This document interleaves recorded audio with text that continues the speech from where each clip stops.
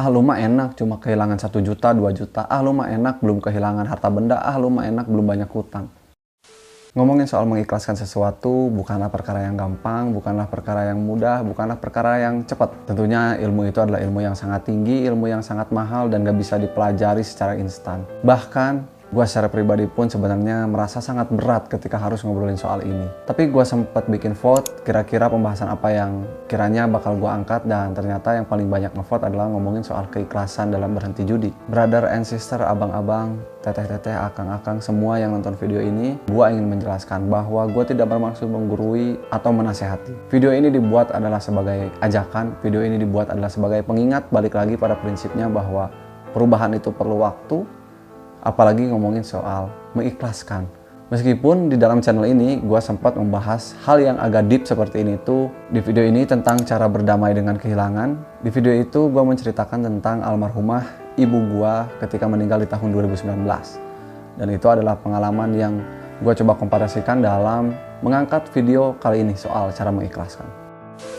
Kita gak usah ukur, kita gak usah perdebatkan juga seberapa besar kita kalah, seberapa banyak kita kehilangan. Karena pada prinsipnya kehilangan tetap kehilangan, kekalahan tetaplah kekalahan. Semua itu harus kita terima dengan lapang dada, karena itu juga bagian dari kesalahan kita, dan kesalahan kita juga bagian dari kita sebagai manusia. Dan sebagai manusia kita harus belajar dari kekalahan dan kesalahan. Kalau kita gak belajar ya sama aja bohong. Dan di video ini adalah niatnya untuk belajar. Dan karena pembahasan di sini sangat berat, kepada abang-abang, akang, teteh semua yang nonton video ini, dipersilahkan untuk menyeduh kopinya dan menyalakan rokoknya biar pembahasannya lebih enjoy. Hal pertama yang harus kita perhatikan ketika mencoba mengikhlaskan sesuatu, kita harus tahu sebenarnya ikhlas itu sendiri itu apa. Berdasarkan referensi yang udah gue cari di dalam buku maupun di internet, gue menggarisbawahi bahwa ikhlas adalah merelakan.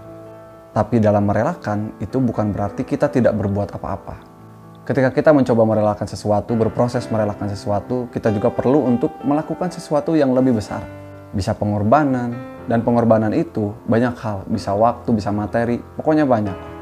Jadi sekali lagi, ikhlas itu adalah rela, tapi bukan berarti ketika kita merelakan sesuatu, kita pasrah gitu aja.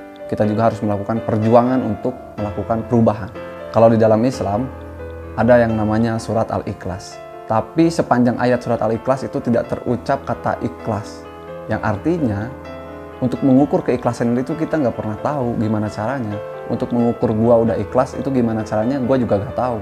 Untuk mengukur teman-teman semuanya udah ikhlas atau belum, kita juga nggak tahu. Yang tahu itu hanya Tuhan. Sebagai seorang manusia, kita nggak akan pernah mampu untuk membaca hati orang lain udah ikhlas atau belum, sudah berdamai atau belum. Tepat 100% bahkan nggak akan mungkin. Karena itu adalah hak prerogatifnya Tuhan untuk tahu itu. Dan pada akhirnya kita nggak usah ngejudge orang lain atau ngejudge diri kita sendiri, kita ini udah ikhlas atau belum sih. Jadi nggak usah dipikirin teman-teman atau kita semua, bahkan gua secara pribadi, ketika berpikir kekalahan, ketika berpikir kesalahan yang pernah dibuat, jangan mentok dan dipikirin terus. Itu malah bikin kita sakit. Bahkan di dalam agama pun overthinking itu juga tidak diperbolehkan. Jangankan overthinking, mikirin ikhlas atau belum, bahkan beribadah berlebihan pun itu juga tidak diperbolehkan. Ya artinya, ketika mau ikhlas, ketika mau merelakan sesuatu, ya jangan dipikirin terus. Artinya dibiarkan aja, let it flow aja.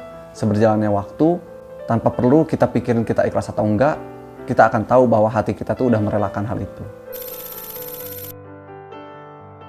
Tepat banget di video sebelum video ini dibuat, gue membahas tentang begitu susahnya untuk berhenti judi. Dan gue pun membawa indikator waktu, di mana waktu adalah karunia yang Tuhan ciptakan, yang Tuhan buat untuk kita semua adil dan rata. Kita semua sama punya 24 jam, yang dimana waktu 24 jam itu bisa kita gunakan ke dalam banyak hal. Ada yang menggunakannya untuk belajar, ada yang menggunakannya untuk main-main. Dan di dalam hal mengikhlaskan, tentunya kita perlu waktu, apalagi mengikhlaskan sebuah kekalahan, mengikhlaskan sebuah kesalahan, mengikhlaskan sebuah kehilangan yang udah terjadi. Ketika kita mencoba mengikhlaskan sesuatu dalam kurun waktu 1 jam, 1 hari, 1 minggu, mungkin itu nggak akan cukup. Dan kita juga nggak akan pernah tahu tepatnya berapa lama kita bisa mengikhlaskan sesuatu. Berapa lama kita bisa berdamai dengan kehilangan itu. Jangankan ngobrolin soal keikhlasan lah. Untuk tumbuh menjadi seseorang yang dewasa, kita juga memerlukan waktu. Kita melewati masa balita, anak-anak, remaja, sampai akhirnya menjadi dewasa. Ketika kita belajar, kita juga melewati sekolah dasar dulu, terus SMP dulu, terus SMA dulu. Kuliah, S2, S3, profesor. Semua perlu waktu, nggak secepat kilat. Apalagi keikhlasan. Setiap orang pasti punya waktunya masing-masing untuk bisa mengikhlaskan sesuatu. Gua mungkin bisa 1 tahun, 2 tahun, atau teman-teman yang nonton video ini bisa lebih cepat, bisa 1 bulan, 2 bulan, dalam mengikhlaskan kekalahan atau kehilangannya. Semua punya ukuran yang berbeda dan standar yang berbeda. Kita nggak bisa menyamaratakan. Ada banyak orang yang kehilangannya lebih dari gua, kekalahannya lebih dari gua, tapi bisa mengikhlaskan lebih cepat atau lebih lama. Jadi semua standarnya beda-beda. Jadi ngobrolin soal waktu, kita ngobrolin standar yang berbeda-beda. Kita tidak bisa menyamaratakan waktu kita dengan waktu orang lain, prosesnya berapa lama. Semua berputar pada porosnya masing-masing. Dan semua balik lagi kepada kesungguhan kita mengikhlaskan hal tersebut. Mengikhlaskan kekalahan tersebut, mengikhlaskan kehilangan tersebut. Jangan pernah membandingkan proses lo dengan proses orang lain. Jangan pernah membandingkan proses lo dengan proses gua. Semua punya prosesnya masing-masing, semua punya jalannya masing-masing. Sebenarnya, jujur aja, ketika teman-teman yang ada di grup, yang udah gabung di grup, kalau misalkan nonton video ini terus berbagi tentang kekalahannya ratusan juta, terus mengglorifikasi bahwa gua kalah 150 juta, gua kehilangan ABC. Satu sisi gua wajar, mungkin mereka butuh tempat untuk bercerita. Tapi satu sisi yang lain, gua berpikir ini adalah sesuatu yang salah. Mengglorifikasi jumlah kekalahan, jumlah kehilangan, itu gak ada gunanya. Apalagi sampai, lu mah enak cuma kehilangan 1 juta, 2 juta, lu mah enak belum kehilangan harta benda, lu mah enak belum banyak hutang. Kalau lu membandingkan begitu, itu sebenarnya tanda bahwa lu belum rela. Lo belum ikhlas atas kekalahan lo. Lo belum menerima penuh kehilangan harta benda yang lo miliki. Bahkan mungkin kehilangan keluarga.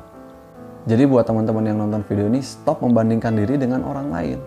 Stop membandingkan kekalahan yang telah lo alami dengan orang lain. Merasa bahwa kekalahan lo lebih besar, merasa bahwa kekalahan lo lebih kecil. Nggak ada gunanya. Apa yang lo anggap kecil bisa jadi buat orang lain besar. Dan apa yang lo anggap besar bisa jadi buat orang lain kecil. Jadi balik lagi, standar kita beda-beda, nggak usah menyamaratakan standar. Karena menyamaratakan adalah sebuah bentuk kesalahan berpikir. Dan untuk teman-teman yang masih nonton sampai detik ini, gue secara pribadi sangat berat untuk menyampaikan soal keikhlasan. Karena gue pribadi pun masih belajar soal itu. Masih banyak belajar soal cara berdamai dengan kehilangan. Masih banyak belajar soal cara berdamai dengan hal-hal yang udah gak ada di antara kita. Bisa materi, bisa keluarga. Gue masih belajar atas itu. Jadi sangat berat banget bahasan ini. Tapi pada akhirnya ini adalah berbagi. Pada akhirnya ini adalah sharing kepada teman-teman semua. Jadi untuk teman-teman yang nonton video ini sampai akhir, gue ucapkan terima kasih banyak kalian udah menonton sampai detik ini dan mendengarkan obrolan gue yang mungkin agak ngelantur. Jadikan video ini adalah sebagai sebuah patokan, sebagai sebuah pantikan. Teman-teman bisa cari mentor atau tutornya masing-masing untuk belajar soal keikhlasan. Bisa ustadz, bisa guru, bisa siapapun lah. Intinya jadikanlah semua orang sebagai guru dan semua tempat sebagai sekolah. Dan di beberapa detik terakhir video ini akan ada satu video yang muncul yang akan gue rekomendasikan kepada teman-teman semua untuk melanjutkan ke video selanjutnya. Karena gue yakin video itu akan sangat bermanfaat. Jadi gak usah lama-lama, tinggal klik aja.